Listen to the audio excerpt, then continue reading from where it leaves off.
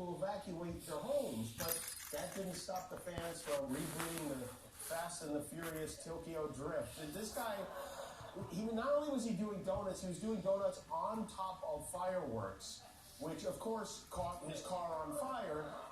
And don't worry, he survived, and he'll probably have a lot of children. But there was vandalism, looting, dumpster fires, basically a Trump administration broke down the streets. Oh my God! What is wrong with people?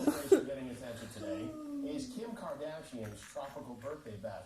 You may have seen on Instagram for her 40th birthday, Kim Kardashian rented an island and brought everyone she knows to it. This is the post that got everyone crazy. She wrote, after 2 weeks of multiple health screens and asking everyone to quarantine, I surprised, already not a surprise by the way, I surprised my closest inner circle with a trip to a private island where we could pretend things were normal just for a brief moment in time. But before you call her tone deaf, she followed that with, we danced, rode bikes, swam near whales, kayak, watched a movie on the beach, and so much more. I realize that for most people, this is something that is so far out of reach right now. So in moments like these, I'm humbly reminded of how privileged my life is. This is for she's humbly reminded of how privileged. This is a humble That's what I read this morning, Andrew. I was like, this is fucked this year, up. being a ding-dong alone in your apartment, Kim Kardashian is humbly reminded. So I wonder if she knows, I wonder if anyone told her she's allowed to have a party and not post pictures of it. The backlash has been fierce. People really went nuts on this one. They're saying this could potentially derail Kanye's presidential campaign, which would be a shame. The election is 5 days away. Guillermo, did you vote last night like you said you were going to? No, you did not. Go to the box after the show tonight. Yeah, after the show, I promise. Because of all the problems with the Postal Service, namely someone uprooting all the mailboxes, it's much safer, they say, to drop your ballot off at an official collection box to make sure it gets there in time. And this is proof. This is something I got delivered to my house yesterday. It's a Christmas card. I mailed this in December of last year. I guess it didn't have the apartment number on it, so they returned the sender.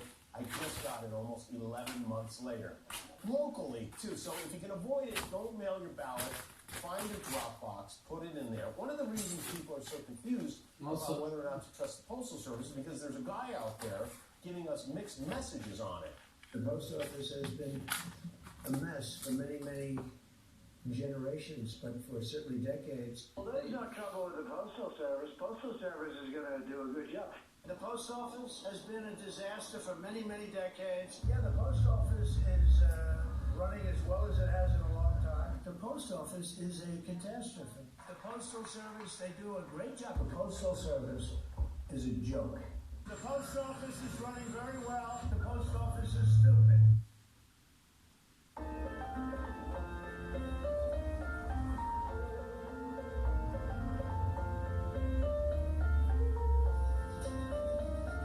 Super enjoying this advertising.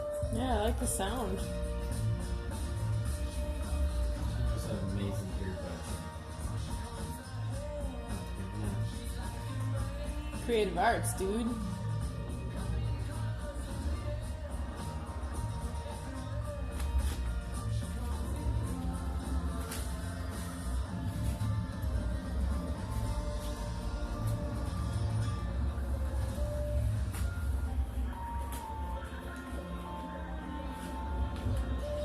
People really see the world like that, because I'd love that. You have to take a lot of acid, I think, to get to look like that. Yes, my child? Yuki! What are you doing? Can't even agree with What? himself anymore. Last Yuki. night Trump was in Nebraska. He had a big rally there. After What? the rally, hundreds of his supporters What? were stranded for hours Hi. in the freezing cold, waiting for a bus What are you to take them doing? back to their cars. Trump left in Air Force One at He 9. suddenly is like lonely Many of or those in something. attendance Like, have to wait till almost midnight to get a ride back to their cars. And it was Cleo, 27 degrees. come play with it was a Yuki. real mess. But that's the genius of Donald Trump. He's able to assemble a large maskless crowd during a pandemic, and while everybody's focused on whether or not they'll get the virus, somehow he finds a way to send them to the hospital for a completely different reason. The president was Abrahaming it up last night in Omaha. He had taught a history lesson on what it means to vote Republican. A vote for Republicans is a vote for the American dream. It's a vote for acknowledgement that Abraham Lincoln was a Republican. Is that nice? People don't know that. A lot of people don't know that. People don't know that. What? Whenever he says a lot of people don't know that, it means he didn't know that. Trump had a rally in Arizona, in Bullhead City, Arizona today, where he prepared himself favorably to yet another beloved U.S. president. Thank